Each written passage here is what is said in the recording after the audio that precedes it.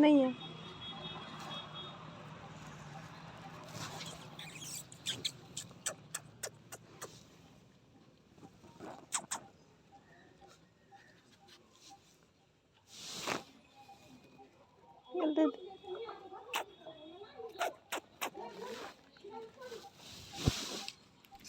देख रहे हैं कब से पीछे जा रहे हैं बेचारे बच्चे, पर दूध ही नहीं पिला रही है ये।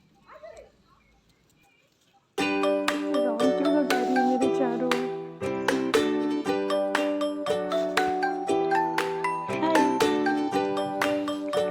Cute puppies.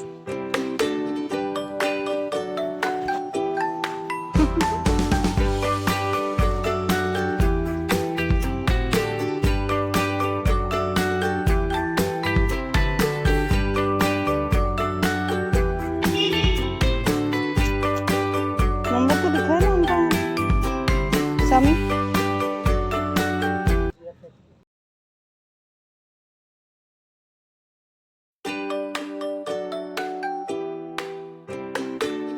बच्चे दूध पीने का ट्राई कर रहे हैं, काट रही है।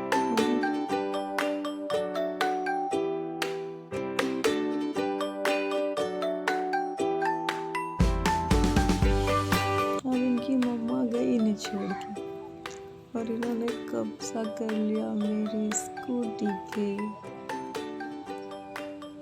4 बजे तक यहीं रहे स्कूटी के नीचे।